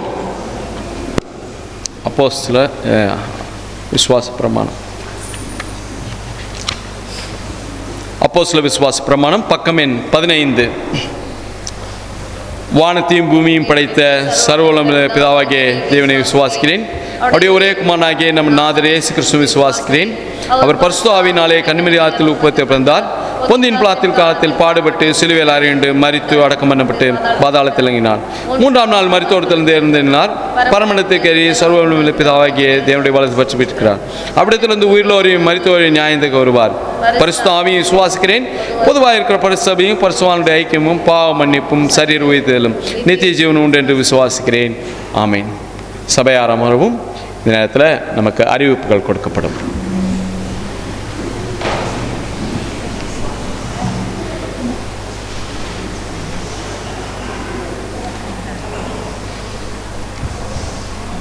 இந்த வாரம் ஆராதனை நமக்கு நடத்தி கொடுத்த ஐயாவிற்கு சபை மக்கள் செயலர் குரல் சார்பாக நன்றிகளை தெரிவித்துக் கொள்கின்றோம்.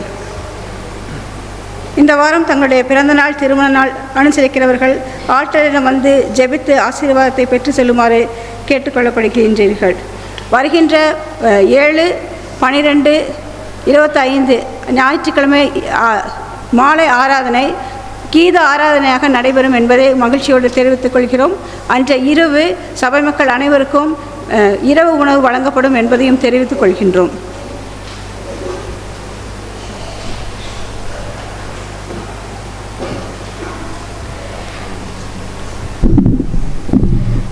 கடந்த 15, 11, 25 அன்று சனிக்கிழமை நம்முடைய இந்தியன் மிஷனரி சங்கத்தின் சார்பாக ஒரு தேர்வு நம்முடைய ஆலயத்தில் நடத்தப்பட்டது.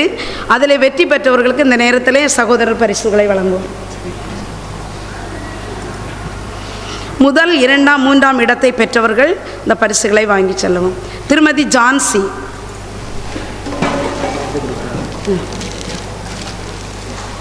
திருமதி கிரேஸ் எமிமாள், திருமதி ஏஞ்சல், திருமதி ரெபேக்காள், ஃப்ளாரன்ஸ்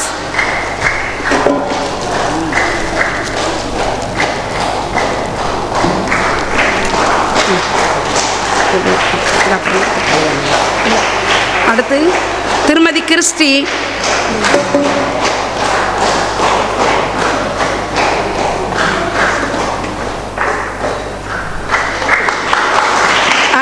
ஆஸ்லின்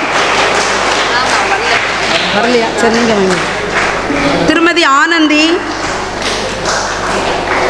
ஹெவன்,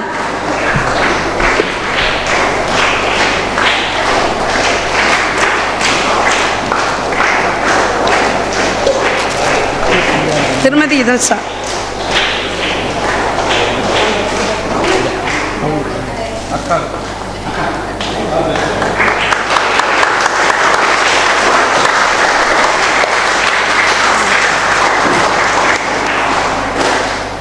சென்ற வார காணிக்கை விவரம்: ஆராதனை காணிக்கையாக ரூபாய் 2261, ஸ்தோத்திர காணிக்கையாக 200, சந்தா மூலம் பெற்ற தொகை 3900, ஆக மொத்தம் 6361.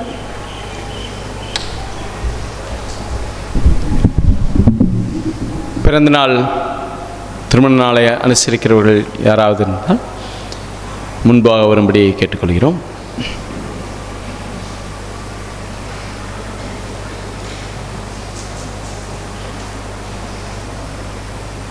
ஒருவேளை அவர்கள் இந்த நாளில் நம்முடைய ஆலயத்துக்கு வர முடியாமல் இருக்கலாம். நாம் அவர்களுக்காக நாம் ஜெபிப்போம். தலைகளை தாழ்த்தி நாம் ஜெபம் செய்வோம். நல்ல தகப்பனே, கர்த்தாவே, மீண்டுமாக இந்த வேளையில் எங்களை உடைய சமூகங்களாய் தாழ்த்தி தந்து ஜெபிக்கிறோம்.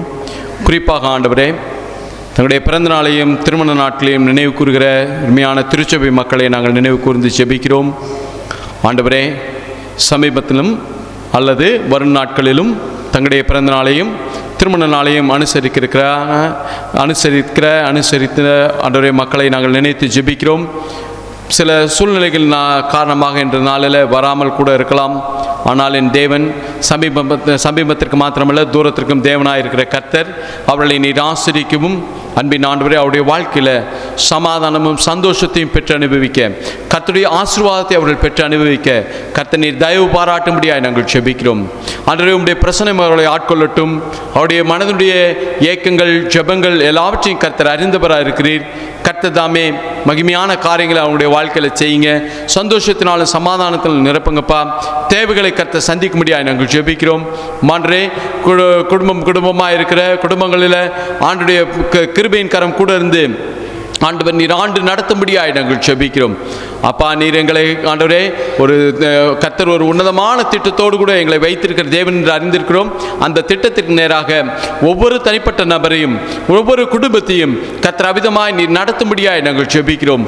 கர்த்தர் ஆண்டவரே, உடைய வாழ்க்கையில் நீர் முன்பாக கடந்து செல்லும்படியாக நாங்கள் ஜெபிக்கிறோம். நீர் முன் நடந்து சென்று ஆண்டவரே எங்களுக்கு பாதை சேவையாக்கி நாங்கள் உம்மை பற்றி கொண்டு ஆண்டவரே உம்மை போல நாங்கள் மாறி ஆண்டவரே உம்முடைய சாயலை பெற்றுக்கொண்டு வாழ எங்களுக்கு உதவி செய்யும்படியாக நாங்கள் ஜெபிக்கிறோம்.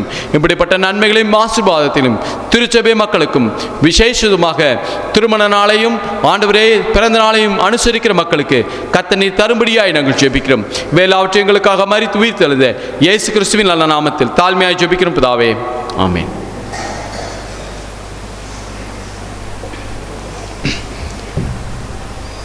நாம் அனைவரும் இணைந்து நம்முடைய கிறிஸ்தவ கீர்த்தனைகளில் 32வது பாடலை பாடுவோம்.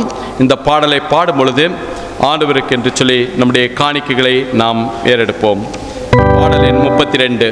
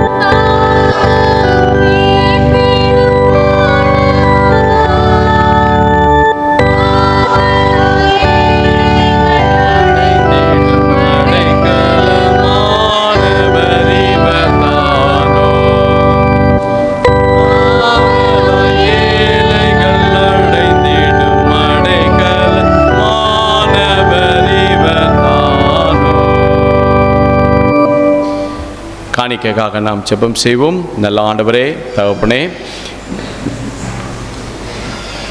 இந்த நாட்களில் அன்றைய எங்களுடைய கையின் பிரயாசங்களை நீர் ஆசீர்வதித்தீர். உமக்கு நன்றி சொல்கிறோம். எங்களுக்கு நல்ல சுகபல ஜீவனை தந்திருக்கிறீர். நன்றியோடு கூட உம்மை துதிக்கிறோம், உம்மை ஸ்தோத்திரிக்கிறோம். ஆண்டவரே, இந்த மாதத்தினுடைய இறுதியில் நாங்கள் வந்திருக்கிறோம். இந்த வருடத்தினுடைய 11 மாதங்களை முடிக்க எங்களுக்கு உதவி செய்திருக்கீங்க. உமக்கு நன்றி சொல்கிறோம். ஆண்டவரே, வருடம் முழுவதும் கர்த்தர் எங்களை போஷித்து காத்து நீ நடத்தி வந்தீங்கப்பா. ஆண்டவரே, எங்களுடைய தேவைகளின் மத்தியில் கர்த்தருடைய கரம் இருந்ததுக்காய் நன்றி சொல்கிறோம். நாங்கள் ஆண்டவரே ஒரு நாளும் நாங்கள் அங்கலாய்த்து போய்விடாதபடி, நாங்கள் திக்கற்றவளாய் போய்விடாதபடி ஆண்டவரே, எங்களை எல்லா நிலைமைகளிலும் நீர் எங்களை ஆசீர்வதித்திருக்கிறீர். உமக்கு நன்றி சொல்கிறோம். நாங்கள் குறைவுபட்ட நேரங்களிலும் ஆண்டவரே கர்த்தருடைய கரத்தை காண எங்களுக்கு உதவி செய்தீங்க. எல்லா நிலைமைகளிலும் மனரமியமாய் இருக்க கற்றுக்கொள்ள ஆண்டவர் எங்களுக்கு அப்படிப்பட்ட ஒரு பெரிய அந்த முதிர்ச்சியை நீர் தந்தபடியால் உமக்கு நன்றி சொல்கிறோம். இப்படி எல்லாவற்றின் மத்தியிலும் ஆண்டவரே எங்களுடைய காணிக்கையை நாங்கள் கர்த்தருடைய சமூகத்தில் நாங்கள் ஏறெடுத்திருக்கிறோம். சுகந்த வாசனையாக ஏற்றுக்கொள்ளுங்க ஆண்டவரே. இந்த காணிக்கையின் மூலியமாக கர்த்தருடைய ராஜ்யம் விஸ்தரிக்கப்பட ஆண்டவர் தயவு பாராட்டுங்க. கொடுத்த கரங்களை நீர் ஆசீர்வதிக்கும்படியாக நாங்கள் ஜெபிக்கிறோம். தொடர்ந்து அவங்களுடைய தேவைகளில் கர்த்தருடைய கரம் இருக்கும்படியாக நாங்கள் ஜெபிக்கிறோம். இவையெல்லாவற்றை எங்களுக்காக மரித்து உயிர் தெழுந்த இயேசு கிறிஸ்துவின் நல்ல நாமத்தில் தாழ்மையாய் ஜெபிக்கிறோம் பிதாவே, ஆமீன். தொடர்ந்து பரமண்டல ஜெபத்தை நாம் ஏறெடுப்போம். பரமண்டலங்களுக்கு எங்கள் பிதாவே, உம்முடைய நாமம் பரிசுத்தப்படுவதாக, உம்முடைய ராஜ்யம் வருவதாக, உம்முடைய சித்தம் பரமண்டலத்தில் செய்யப்படுகிறது போல பூமியிலேயும் செய்யப்படுவதாக. அன்றொன்றுள்ள அப்பத்தை எங்களுக்கு இன்று தாரும்.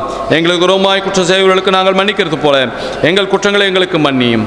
எங்களை சோதனைக்குள் பிரவேசிக்க பண்ணாமல் தீமின்றி எங்களை ரட்சித்துக் கொள்ளும். ராஜ்யமும் வல்லமையும் மகிமையும் என்றென்றைக்கும் உடையவளே, ஆமேன். சமாதானத்திற்காக நாம் ஜெபம் செய்வோம். சமாதானத்திற்கு காரரும் ஏக சிந்தையை விரும்புகிறோம் ஆகிய கடவுளே, உம்மை அறிவதே நித்திய ஜீவன், உம்மை சேவிப்பதே மெய் சுயாதீனம். தேவரீரை தஞ்சமாக கொண்டிருக்கிற உமது அடியாராகிய நாங்கள் எந்த விரோதிகளுடைய வல்லமைக்கும் பயப்படாதிருக்கும்படியாக எங்கள் சத்துருக்கள் செய்கிற எல்லா பிரயத்தனத்தினின்றும் எங்கள் ஆண்டவர் இயேசு கிறிஸ்துவின் நிலைமையினால் எங்களை காப்பாற்றி அருளும். ஆமேன். தேவ கிருபைக்காக நாம் ஜெபம் செய்வோம். சர்வ வல்லமையுள்ள நித்திய கடவுளே, இந்நாள் வரைக்கும் எங்களை சுகமாய் நடத்தி வந்த எங்கள் பரமபிதாவாகிய ஆண்டவரே, இந்நாளிலும் உமது மிகுந்த வல்லமையால் எங்களை காப்பாற்றி நாங்கள் யாதொரு பாவத்துக்கு உட்படாமலும் எவ்விதமான மோசத்திலும் அகப்படாமலும் உமது பார்வைக்கு நீதியாயிருக்கிறதை எப்பொழுதும் செய்கிறதற்கு நாங்கள் செய்கிற எல்லாவற்றையும் உம்முடைய ஆளுகையினாலே நடத்தியறல வேண்டும் என்று எங்கள் ஆண்டவர் இயேசு கிறிஸ்துவின் மூலமாய் வேண்டிக் கொள்கிறோம். ஆமேன். எல்லா மோசங்களுக்கும் விலக்கி காப்பதற்கான ஜெபம். ஆண்டவரே, எங்கள் அந்தகாரம் நீங்க வெளிச்சம் தந்து இந்த இரவு ஆண்டவர் மன்னிக்கவும். இரண்டாவது நாம் எடுப்போம். இரக்கமுள்ள ஆண்டவரே, பிரசன்னமாயிரும். இப்பொழுது எங்களை பாதுகாத்தருளும். ஆண்டவரே, இந்த உலகின் மாறுதலுக்கும் எதிர்பாராத நிகழ்வுகளுக்கும் ஆண்டவரே எங்களை காத்து ரட்சிக்கும்படியாக எங்களை உம்முடைய கரத்துக்களால் நாங்கள் அர்ப்பணித்து ஜெபிக்கிறோம். ஆமேன். இத்தருணத்தில் ஒருமனப்பட்டு உம்மை நோக்கி எங்கள் பொதுவான விண்ணப்பங்களை செய்ய எங்களுக்கு கிருபை அளித்த சர்வ வல்லமையுள்ள ஆண்டவரே, 2 பேராவது 3 பேராவது என் நாமத்தினாலே கூடி வரும் பொழுது அவர்கள் கேட்கிறவர்களை அருளச் செய்வேன் என்று வாக்களித்திருக்கிறவரே, கர்த்தாவே, உமது அடியாராகிய எங்களுக்கு வேண்டிய நன்மைகள் உண்டாக எங்கள் விருப்பங்களையும் வேண்டுதலையும் இப்பொழுது நிறைவேற்றி இம்மையிலே உம்முடைய சத்தியத்தை அறிகிற அறிவியும் மறுமையிலே நித்திய ஜீவனையும் எங்களுக்கு கட்டளையிட்டருளும். ஆமேன். நிறைவு கீதமாக கீர்த்தனைகளில் 22வது பாடலை நாம் பாடுவோம். கீர்த்தனை எண் 22.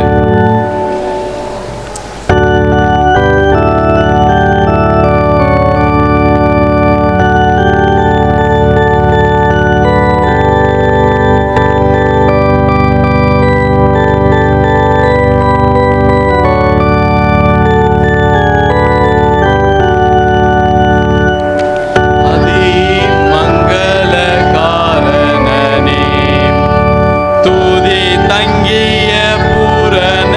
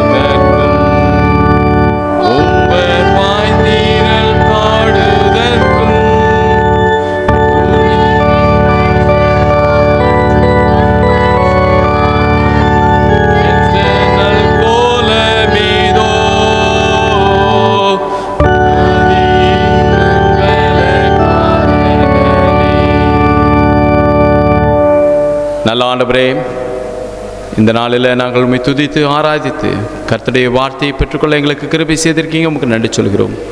தாழ்நிலையில் இருப்பவர்களுக்கு நம்பிக்கை அளிக்கிற தேவன் தாமே எங்களுடைய எல்லா நிலைமைகளிலும் ஆண்டவர் உம்மை பற்றி கொண்டு வாழக்கூடிய நம்பிக்கையை தந்து ஆண்டவர் நாங்கள் கர்த்தரை பாடி துதித்து ஆண்டவரே நாங்கள் இந்த உலகத்தில் சாட்சியாய் ஜீவிக்க எங்களுக்கு உதவி செய்யும்படியாக நாங்கள் ஜீவிக்கிறோம். இந்த திருச்சபை மக்களை ஆசிரியங்க. குறிப்பாக அருமையான மறைமாவட்ட தலைவர் சகரியா கிருபாரன் ஐயாவுக்காக நன்றி செலுத்துகிறேன். ஐயாவை ஆசிரியங்க. அவரோடு பணி செய்கிற அத்தனை மக்களுக்காக நன்றி செலுத்துகிறோம். அத்தனை பேரையும் ஆசிரியங்க. அன்றே இந்த திருச்சபையினுடைய செக்ரட்டரி, ட்ரெஷரர், அன்றே பாஸ்டேட் கமிட்டி அங்கத்தினர்கள், திருச்சபை மக்கள் எல்லாரையும் ஆசிரியங்க. சிறு பிள்ளைகளை ஆசிரியங்க. மாறி வருகிற இந்த கால சூழ்நிலை மத்தியில் ஆண்டவர் தாமே சுகவீனங்களுக்கெல்லாம் விளக்கி பாதுகாத்து நல்ல சுகத்தையும் பலத்தையும் தாங்க. மான்றே படிக்கிற பிள்ளைகளுக்கு ஞானத்தை தாங்க. மான்றே அது மாதிரி முதியவர்களுக்கு வேண்டியான நல்ல பலனை கத்த தரும்படியாக ஜெபிக்கிறோம். வேலைக்கு காத்திருக்கிற மக்களுக்கு அன்றே அவர்களுக்கு வேலை கிடைக்க கத்தர் உதவி செய்யுங்க. அவருடைய திருமணத்திற்கு காத்திருக்கிற பிள்ளைகளை நாங்கள் நினைத்து ஜெபிக்கிறோம். அவர்களை நீர் ஆசிரியங்கப்பா. குடும்பத்தை கட்டுவிக்கிற தேவன் தாமே அவிதமான நன்மையை தந்து ஆண்டவர் இந்த திருச்சபை மக்களை எல்லா வகைகளிலும் ஆண்டவரே நீர் சந்தோஷப்படுத்தி அலங்கரிக்கும்படியாய் நாங்கள் ஜெபிக்கிறோம். நம்முடைய கருத்துக்களை அர்ப்பணிக்கிறோம். மீண்டுமாக ஆண்டவரே நாங்கள் திருச்சபை மக்களாக கூடி வருகிற எல்லா தருணங்களிலும் ஆண்டவருடைய பிரசன்னம் இருக்கும்படியாய் நாங்கள் ஜெபிக்கிறோம். நீர் பொறுப்படுத்திக் கொள்ளுங்க, ஆசிரியங்க. வேளாவற்றை எங்களுக்காக மரித்து உயிர் தெழுந்த இயேசு கிறிஸ்துவின் நல்ல நாமத்தில் தாழ்மையாய் ஜெபிக்கிறோம் பிதாவே, ஆமென். நினைந்து சொல்வோம். என் ஆத்மாவே கர்த்தரை ஸ்தோத்திரி, நாமத்தை ஸ்தோத்திரி. என் ஆத்மாவே கர்த்தரை ஸ்தோத்திரி, கர்த்தர் செய்த மறவாதே. கர்த்தர் உங்களோடு கூட இருப்பாராக. கர்த்தருடைய சமாதானத்தோடு கூட சென்று வர கடவோம். கர்த்தருடைய நாமத்தினாலே ஆமென். God bless you all. Thank you.